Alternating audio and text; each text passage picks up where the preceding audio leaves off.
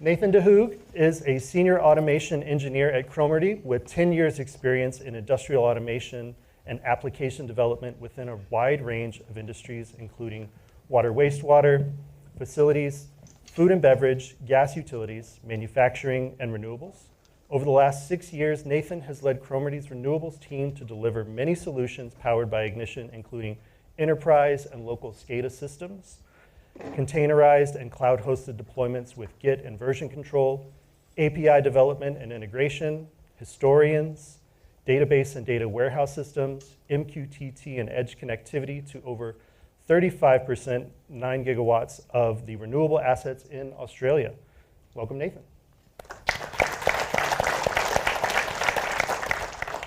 Sydney Bosworth is an MES programmer at NorthWind Technical Services. Sydney's been with NorthWind Technical Services for 7 years. She started on the service team troubleshooting customer systems and programming small projects, then moved into the engineering department, programming and commissioning control systems. While in these positions, she developed her knowledge and experience with a variety of processes as well as a variety of software packages, including Ignition, Vision, and Perspective. From there, she went on to become the primary standards and templates programmer, where she was responsible for maintaining and developing new templates for NorthWind and OEM partners. She's now bringing her experience to their MES team to develop their MES offering using Ignition Perspective. Welcome, Sydney. All right, so let's get into some questions. Let's start going right down the line here with you, Jason. What is currently your biggest challenge, period? That you wouldn't let me have whiskey on stage. No. Recruiting people, recruiting talent right now. That's our biggest challenge. We're water industry, and our pay scales don't always match or align with others. So we've lost some good people to other industries. And I think the biggest challenge right now for us is recruitment. I would say, in my opinion, our biggest challenge right now is maintaining high quality standards. As our Ignition team quickly grows, we hire, I think we had 30 to 50 people on board this summer. And so trying to keep the high quality of finished product while also growing our Ignition expertise across the company. My biggest challenge is finding time to get to all the work that my customers want done right now. We're overwhelmed with work, it seems, and you don't want to hire too many people because you don't know how long this is going to continue. So it's kind of a balancing act at this point. I would say ours is kind of finding the balance of there's a lot of new ventures we would like to get into and stuff we'd like to develop. We have a fairly large, concentrated R&D team that I think there's a lot of things we want to get into, and sort of the MES stuff we're kind of finding the best way to kind of break into some newer things and deciding which technology to do, like cloud stuff, and putting the adequate resources towards developing that part, but then not getting distracted from the customer jobs and finding that balance between R&D and customer work, and that's a fun game. We're similar as well, like Jason said, resourcing. There's a lot of work with limited resources that we have. So that is our biggest challenge. But like you said, the R&D and finding time to develop and utilize these new technologies and features that Ignition are adding. I echo the same sentiment. Recruiting the right talent. I'm sure a lot of people in this room, as long as everybody on the panel, we got to wear a lot of hats as integrators. Recruiting the right skill set, the right attitude, for this kind of work is definitely a challenge. We consider ourselves platform agnostic, with the big caveat that everywhere I go, I'm trying to get them to switch over to Ignition. And it is, it's a battle sometimes trying to force out some of those really entrenched software platforms that everybody here knows, but we're getting there. Hearing a little bit of a theme with talent and recruiting. Let's linger there for a second. what's your strategy to attract new talent to your company and the industry as a whole? Anybody? Yeah, well, we try and have a tie with some universities or colleges, as I think they're referred to here. In Australia, we have several offices across multiple states. So bringing on students that are doing final year projects and giving them an opportunity to have a bit of real-world experience, that helps us and helps them as well. Yeah, similar. DMC hires a lot out of colleges as well, and I think the biggest thing is finding people that like to learn. You know, as system integrators, you're not only learning new platforms, but you're learning new processes. You know, trying to like be flexible with what industries you can support, and so people that can learn and learn quickly, I think, is really important with recruiting. And We've been hiring people. Generally, what we'll try to do is hire them as an intern while they're still in school, so we can kind of give them the tools to start, and we throw Inductive University at them and say, hey, you know, take a look at this for a little bit and see how they do, and that gives you a chance to check, number one, if they like working in control systems, and number two, if they're going to do well with that. And that's what we've done the last few years. yeah, I was going to say, I learned something from my former company too. We look at alternate resources. So like, we went and did a presentation at Job Corps where they have kids learning IT track services, and now we're working out to intern some of them, and starting to look outside of the traditional methods of where we're finding people is bringing us a pretty wide variety, which is awesome. So Yeah, we've had to kind of pivot to more of a long game, is what I've been calling it. We've gotten more of a concerted effort to go into the local. So I guess NorthWind is I should kind of start this with, NorthWind is the headquarters is in a very rural area in Kansas. So it's a town of about 2,500 people. So you take a kid from Kansas City, a larger city, and say, yeah, move to this town of 2,500 people, and it's a hard sell. Unless, like, I'm from a very small town, those are the easiest ones to get fully, like, kind of integrated into our company atmosphere and enjoy working there, and really the long term, not like I'm gonna work there for 2 years and go find a job in the city. So we have a partnership with a college that comes, they do a automation camp in the summer at NorthWind, and we bring in local high school kids because they don't know what automation is most of the time. We don't have a ton of tech programs in the school, so we have to show them what it is. We bring them in and we kind of teach them what we do when they're in high school, kind of trying to like put the feelers out there very early, so you're talking more long game. So we're kind of trying that a little bit more here recently. And then, of course, like the college fairs, like everyone, and trying to get a good company atmosphere going. We put in a golf simulator. So I make sure everybody, you know, when they come in to interview, we walk through that room first. You know, like, yeah, see that? But no, we've had to change how we recruit.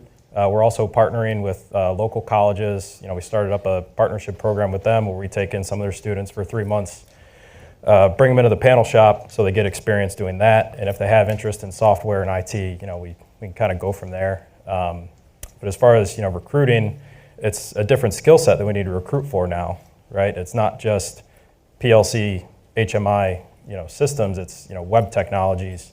You know, a lot of kids in college these days are learning Python, which is great. So we can immediately, you know, advertise that and say, hey, you can work in Python. You know, you can build these great systems to control things, and that seems to work. And since the time that you all started in the integration business, have customers' pain points changed, or are they pretty much the same? Let's start with you, Sean. I think their pain points haven't changed much. A lot of, you know, what we hear is like yearly maintenance costs for the systems that they have. And I mean, some of the systems we come across, their costs are just astronomical, and it blows us away. Like, I can't believe you guys are still doing this and you're tolerating this. We have such a better way of doing things now, and that's a big selling point, you know, for us. The licensing structure that you guys offer, it really helps us, you know, present to our customers a new way of doing things that's way more cost effective. But that's been the same story, you know, ever since we started working with Ignition. It hasn't changed. they have changed. That's the nature of the beast, and what we see a lot of is a number of companies are having less skilled staff and engineering staff, so they don't necessarily understand the systems that they need if they're scoping them or wanting to change things. They have limited knowledge. For us as well, cybersecurity is a massive pain point that's changed over the last couple of years, and it's continuing to change. So cybersecurity is a big one for us and for the clients that we serve. It's a little hard for me to speak on it because relative to many people in here, I've been around I'm an infant, so about like 7 years in it. From my perspective, it's a little different too because I started out doing more boots on the ground startup, working directly with the operators, and now a little bit removed from that. So I'm seeing different pain points, but I think one of the things I've noticed too is there's like 6 years ago when I would be on site a lot, there'd be kind of, they'd use trends and all that, but I think now there's a lot of places that have a lot of data, and now they're, okay, what do we do with all the data that we've like spent the last 5 years like knowing we need it, but now we need to figure out what we're going to do with it. So that's kind of the biggest observation I've seen, but haven't been around a long time, so. I've been around a long time, so a lot of my smaller customers, at least, their problem is they don't have the talent in-house to do what they need to do. And some of them are trying to get it, but it's like us, it's difficult for them to hire somebody who understands controls and IT and can do all of it. Now, the bigger customers have different pain points, but the smaller ones, I think that's their biggest challenge, trying to know what to do. And when they bring in an integrator like me, then I try to point them in the right direction to what are some of the things they need to do to upgrade their systems and get more secure systems. But I think not having that in-house makes it a difficult sell for their management teams because they don't have somebody they trust that I'm just not trying to sell them something. So it's sometimes a difficult sell to get them to upgrade the systems they need to upgrade. But yeah, similar to echo Sydney's point of, my first project was food and beverage. I think they had very basic reporting, no historical trending. And nowadays, like I did another food and beverage project about a year ago, and they have all this great data, very detailed data, and I swear, like I'm on calls with them, and I'm talking about this report, and they have no idea that this report exists. And I was like, you guys asked for it, like the data is there, please use it. So having a lot of difficulty getting people to know the data exists and use it in meaningful ways. Of course, I'm in water, so we lag behind, which is beneficial because the pain points we hit, somebody else has already solved 5 years ago. So we just adopt that. But one of the biggest ones we see is a change in the class of operator or the class of the end user, right? I'm not judging anybody's age here at all, but when I started, the iPhone didn't exist. So the end users using SCADA at the time compared to the end users we're seeing now, that when you're recruiting people into the water sector and they're coming in knowing how to use technology in a way that never existed in an industry that's still really lagging. So like pain points of getting automation still exist. Now they're struggling with recruitment because you're bringing in people who are like looking, like, what is this archaic stuff? Why can't I run this from my iPhone? I literally had a customer ask me, like, well, could you gamify our system to keep our younger people engaged? I'm like, you want me to gamify water treatment? What happens if they don't high score? Like, do people get sick? So yeah, that's some of ours. A little trophy, a little video. We'll give them little trophies. Yeah, right. We can do that. Gamifying water treatment is the scariest request I ever heard. Just dark mode it. All right, so what industry trends are most relevant to your business today? Anybody?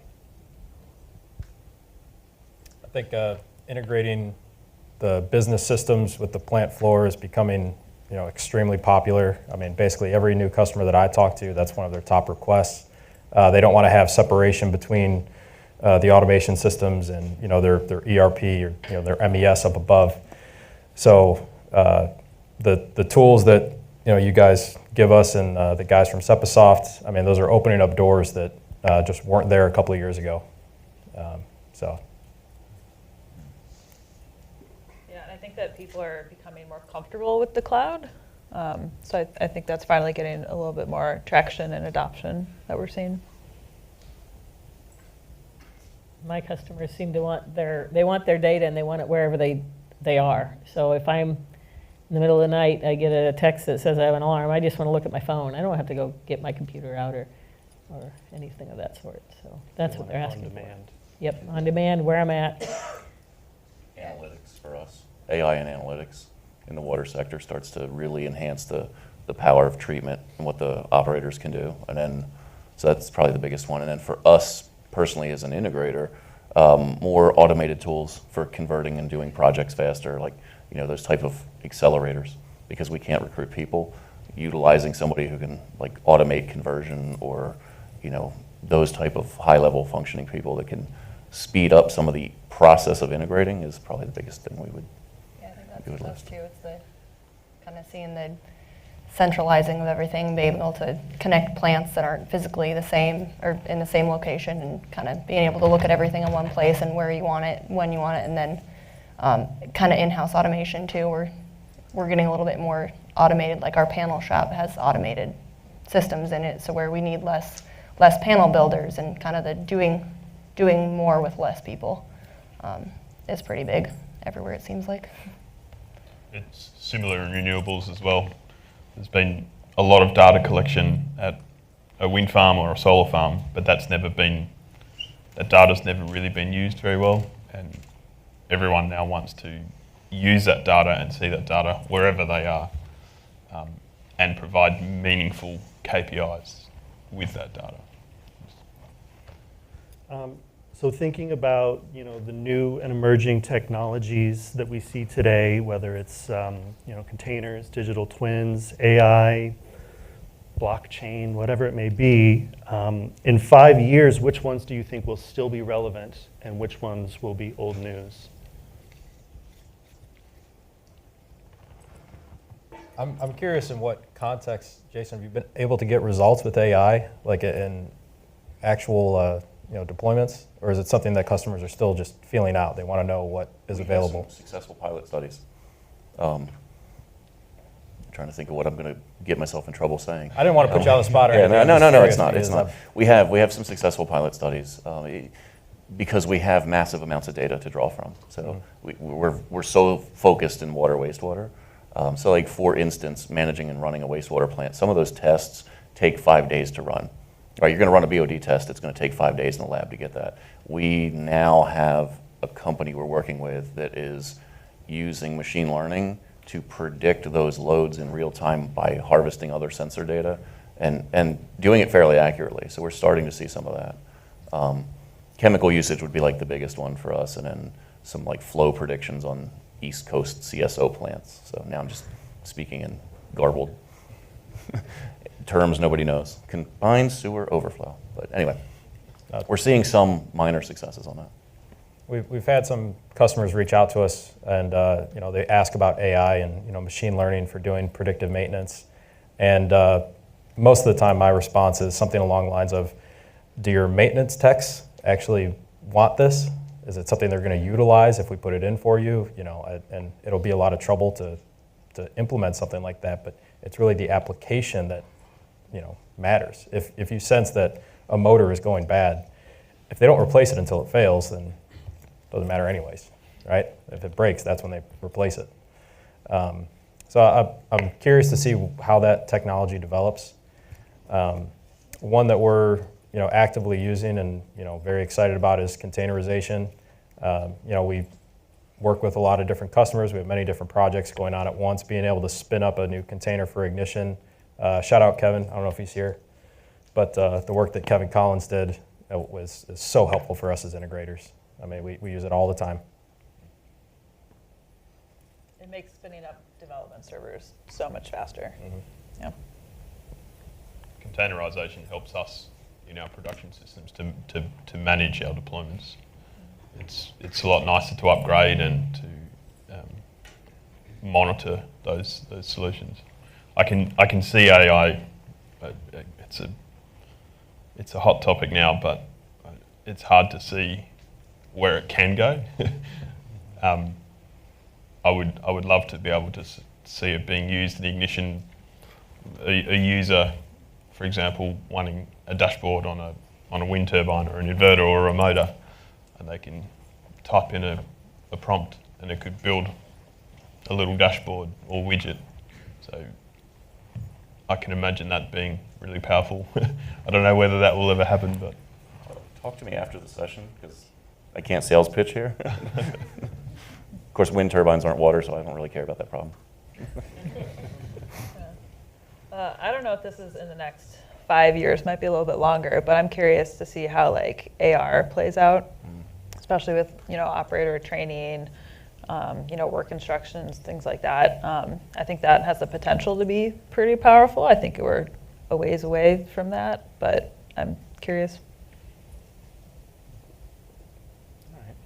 Well, thinking about the theme of this year's ICC, Elevate, what's one way that Ignition helps you elevate the customer experience?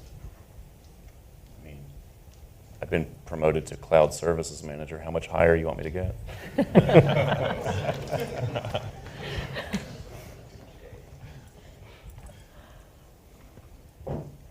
Well, my customers, they can do more with what they have. I mean, in the past, if they wanted to add, tags or servers or whatever, they want more data, they had to get more licenses or whatever. And right now with Ignition, the way things are, they can elevate and get as much as they need and as much as they want and get it in their hand right now. And that's what they're asking for. I think it really, to build upon that idea, it expands the user base of it. It's not just, a subset of people. You have 5 front-end client licenses. Like, you can really get more visibility into the data. You can have the, plant managers, like more of the business side people, accounting, quality. They can all look at the SCADA system. People can have it up on their computer when they're in the office and just monitor it. And so, expanding that I think is huge. Yeah, I think on the main MES drive we've been working on, it's been great because there's a few of their kind of in-house database people that we've given the link to Inductive University, and they've gone and watched the videos, and I think they've been playing around kind of with the reporting, and it gets them to buy into it a little bit more when it's something they can look at it, log in, and they have enough background, they can kind of look at the designer and start to figure it out and see the possibilities of it themselves and not just rely on us saying, oh, did you know you could do this? Like, oh, you could do this. And it's just like, take your word for it. You can see what you can do and play around with it. And it's gotten them to be a lot more on board with it and easy to pick up and all that. My serious answer is going to be helping end users to see how much more Ignition is. It's not just SCADA, right? Like, and that's especially in the water industry. Again, there's a Firebrand Award here for the room at the end, where that whole project, that's not SCADA at all. That's not control. That is amazing, and that's built on Ignition. And like, we have a water user who, looked at that like, wait, that's the same SCADA software I have. Well, could we use that to manage employee timekeeping, and could we build something to like check people coming in and out of the door? And I'm like, yeah, actually, Inductive does that at their office. Like, let me call someone and see if they'll send me that project. And they were like, no. I'm like, okay, that's cool. But that's fair. But like when they understood it, that elevates their experience, because they suddenly, like, there's a whole platform or new software you don't have to buy and manage. We can build that, or contract to somebody that knows that side of it better than we do. Partnerships, that's the other thing. I should mention that too. The other thing that really helps us elevate is partnerships with other integrators. We've worked with other integrators because they have skill sets and expertise that we don't. And like, this community is where that exists. I've never seen that anywhere else. I won't name any competing product names, but I would never be able to like share with one of their integrators to do a job. They think I'm crazy. But on the Ignition side, all day long, which is really cool. Yeah, I think Ignition's embracing of open technologies helps, because customers don't have to stay within the Ignition ecosystem, even if I really badly want them to. They can use other tools to access the same data, and the the whole philosophy that other companies have of having like a walled garden just doesn't exist anymore when we give a customer access to, ignitions, powers.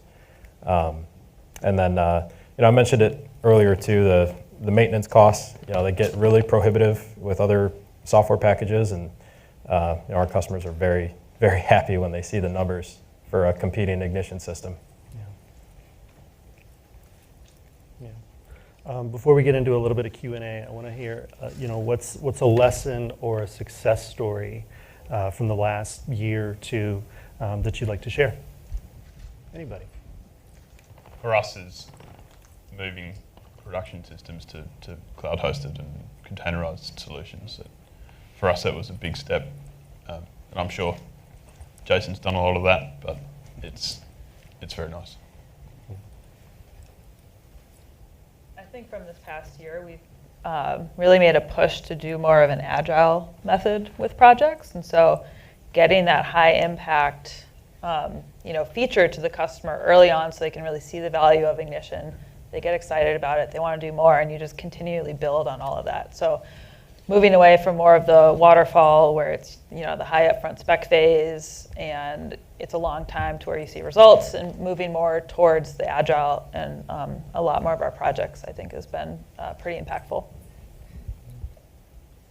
Well, with my company, we're still very heavy in some of the other SCADA systems, unfortunately. But one time I was headed up to a customer, and my boss told me, well, he really wants this one. And I said, well, can I just mention it? Can I just mention Inductive, We got up there, and I just mentioned it and said, oh, by the way, just go to this Inductive University. Go and take a look at it. All you got to do is sign up. It's free. Go look at it. 2 hours later, the customer came to me and said, this is what I want.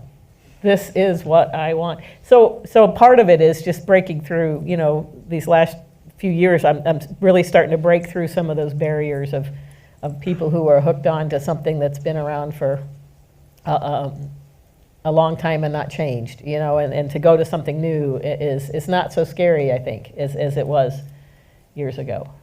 So definitely a success there. I think ours would be, we have a customer we've done a lot of work with and kind of done all the automation in their plant so far. And this past year mainly my job has been kind of working through their MES system with them, building out some custom stuff for them. And we've been able to get rid of a lot of their, pen and paper equipment checks and all this stuff, and automate a lot of stuff for them and centralize a lot of the things that they were going to their ERP system and then our batching system in 3 different places to get. And it's helped them a lot being able to do that. And then it's helped us a lot being able to learn more of the ropes of that, and doing a lot of perspective development. For me personally, has been great. Earlier this year, we got introduced to a new customer. I went in to meet with them. Originally, I was just supposed to be looking at upgrading. It rhymes with schmackery schmuck. And first it was just that, and then basic HMI application, no problem. You can do that. Oh, there's also this data collection system over here that we need to upgrade because it's being maintained by some guy that doesn't work for the company anymore, and it's all Visual Basic. It's completely obsolete. And oh, by the way, there's another HMI over here that we really need you. And so it got to a point where I was like, guys, the solution is to move to ignition. And so we've been working on that for the last 6 months, and we didn't have access to any of the source code for that Visual Basic application, but it really didn't matter. We could replicate all of the functionality and stuff that they were doing before, and they were very happy with how quick we were able to get this new system up and running, on top of replacing their other HMIs that desperately needed to be upgraded. So my biggest win is being invited up here by you. I can't believe you're that brave. You just don't even know what I'm going to say. No, actually, we're in the middle of merging 4 companies, so life is chaos. I couldn't even say what our biggest win is, but I'm going to say my biggest win was actually here at ICC. We contributed something to the data dash, right? A little camera sending images over MQTT, just something we put together real quick. People have seen it. Well, I reach out to my friends at Opto22, and I'm like, hey, would you throw this at your booth? And he says, yeah, sure. So Benson does that. Well, then Alex from Corso posts some stuff that he's on an airplane. He's like, yo, that looks really cool, but it would be way cooler if it stored the images and we could do something with it. And he messes with it on a plane, lands here. All of a sudden, they have taken this Exchange resource, enhanced it already, and he's like, hey, here's the code we use to store all these images. And like, wow, that's really cool, and everyone's loving it. You go up there and take pictures with yourself. What he doesn't know, and anybody else knows, is that we actually have a contract with a customer to build this thing and store the images. So I just got all that free labor. It's the biggest. Smart guy. 45 minutes. Is that a recruiting strategy? Ask me after the session. Well, on that note, let's get into some Q&A. We can hand mics out to you guys here. I see the first one right here in the white shirt.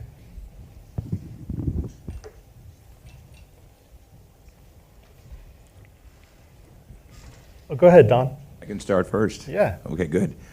It may be you that I want to get an answer from, Elizabeth, but I want to go back to the earlier question about recruiting and personnel, and it's a little bit self-serving, so I want to get some insights. I want to get some free labor like you just got, Jason.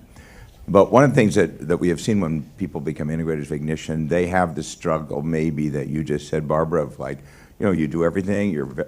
We say we're vendor agnostic, but not vendor indifferent. But somehow or another, you've got to be able to say, as Steve used to say, value engineering. We'll just give you an option, and you make the call.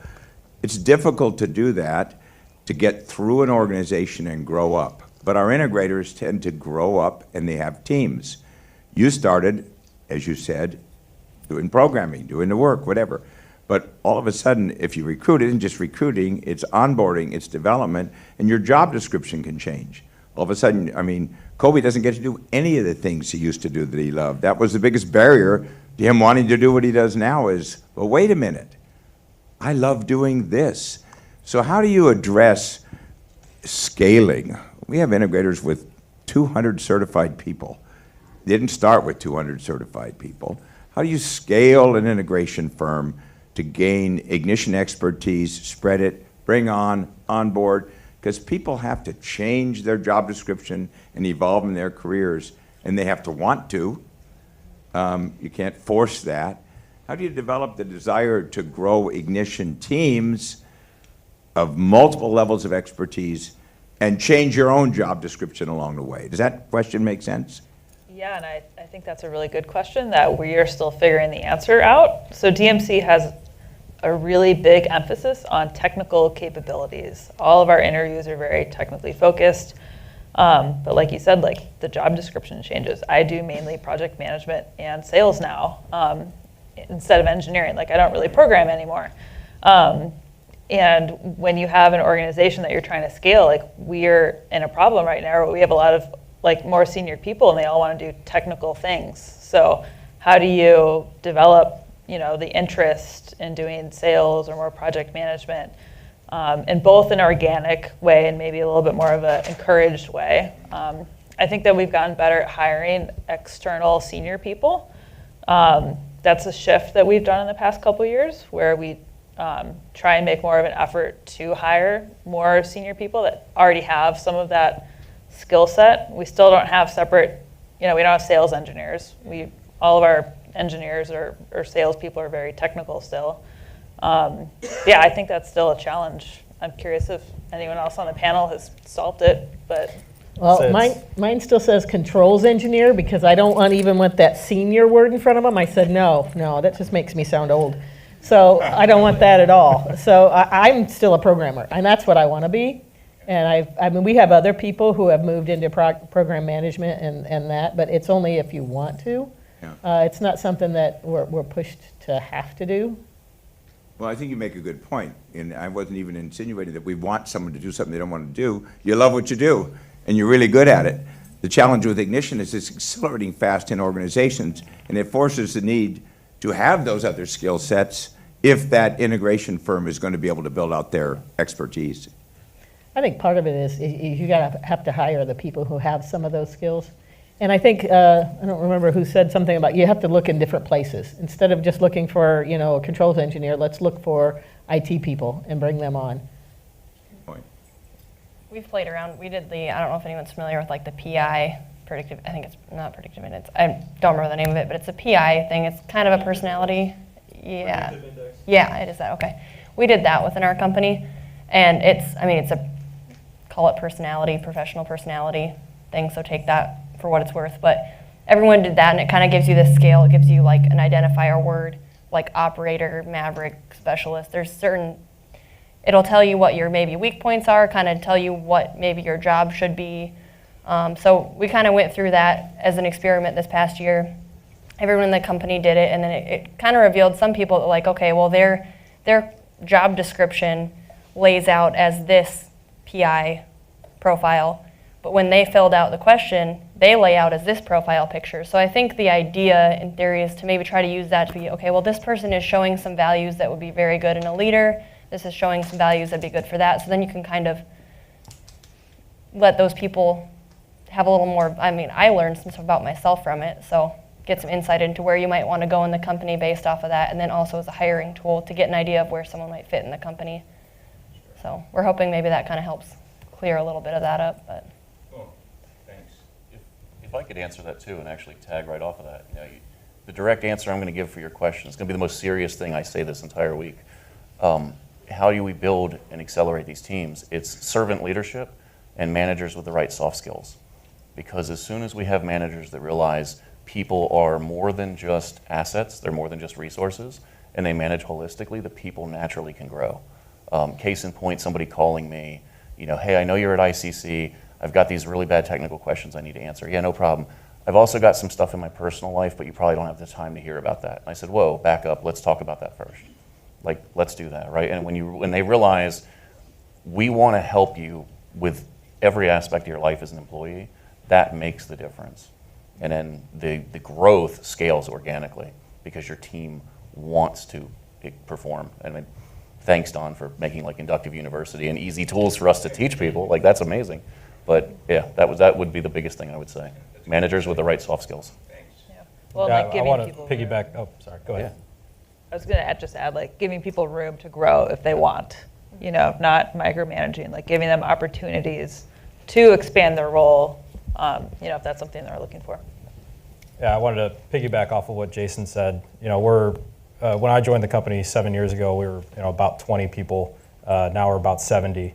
So we've had that growth that we've had to manage, and it's a balancing act, between like, do you feel like you're too top heavy with senior guys, so you got to hire more juniors? Do you feel like you need to hire more seniors to mentor the more juniors? So we've had that battle constantly over the last few years. But Jason said, it starts with good management at the top. Our retention rate, I think, is well above industry average, and like our average years of service is pretty high.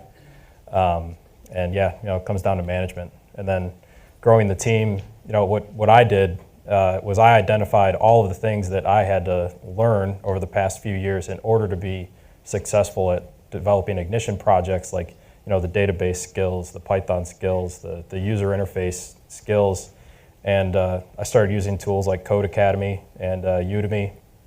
I'm sure people in here are familiar with both of those. And I came up with a training course of do Inductive University, and then once you're done with that, do all these, and you'll be ready to go. As opposed to being like me, spending 4 years just grinding it out, trying to figure out what I actually needed to learn to be good at this stuff. Sure. Thanks. Yeah. All right. Next question. I saw a hand go up over there. You could shout it out if you wanted to. It wouldn't be a problem. Kind of piggybacking on the same theme. Through COVID and maybe working in different offices, remote teams, as your businesses have been growing, what strategies have you guys tried to use to build and maintain a good culture? I know in controls you get a melting pot of personality types. Some people are, people, and some people want to be put in a dark room and write stored procedures all day. So with all of those challenges, what's in your toolbox for building a good company culture? Brunch club. It's hard during COVID. In Melbourne, I think we had 9 lockdowns, I think. And it was hard for everyone. And that culture has to be built up now that we can work in the offices again. But during COVID, I'm not a manager, I'm an engineer as well, but there are people under me that I would regularly call to see how they're going, always ask them about how they're feeling, and not necessarily personal stuff, but having that connection before then starting to discuss the technical or the work stuff. So COVID was hard, and continuing a good working culture was even harder. But I think we've come out of that now. Let's hope so.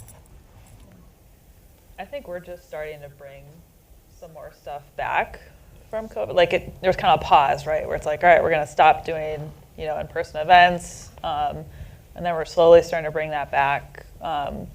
We have, I think, 14 different offices across the United States now, so we're very spread out. But we try and do like office gatherings to where like you can meet people from different offices. Like we just had one in Texas this past weekend, where we had a bunch of people fly from different offices. They all get to meet and hang out in a bit more relaxed, non-work focused way to build those relationships. Because I think that is an important thing to have, is those relationships that aren't just, hey, what's this technical question? Like what we've all been saying is, have that personal relationship to where you feel connected with them and you want them to succeed and do well both professionally and personally. You can't force culture. You can grow it and foster it and nurture it. And trust me, merging 4 companies together, like it's not just okay, how do we grow this really fast? You asked for a tool specifically. We use the StrengthsFinder assessment tool to identify like people's top 5 strengths. You can Google it, but we use that, and our managers use that to try to isolate and understand. What if I'm giving somebody something that they're not naturally strong at, they're already setting them up for failure. So we tend to try to align and merge our teams to work using and complementing strengths, and that's ours. Yeah, I think COVID definitely changed things for us. It was tough at times to maintain kind of the camaraderie of your organization, but I think it also revealed to us that it's okay to be a little more hands-off and let people work and let people do their job, and you just trust them that they're going to get the job done. I was working full-time from home for about a year, when the lockdowns started in the U.S. And, one day I just messaged one of our admin people, and I said, hey, do you know when they're planning on, like, bringing people back to the office, like, full-time? And she was like, that was 3 months ago. And I was like, oh. No one told me, but I was just at home, getting my job done. And but the company culture thing, it's really important. It is something that comes from the top down, and I think we've done a good job, just maintaining a healthy work relationship with everybody. That everybody feels like their time is valued. They feel trusted, to get the job done. They don't feel micromanaged. That's kind of the key, I think. Well, folks, I hate to say it, but we are at time. So I want to thank you all for joining the Integrator panel. Thank you, panelists, for joining today. Find these guys, ask them more questions. Enjoy the rest of ICC. Enjoy the build-a-thon, everybody. Thank you.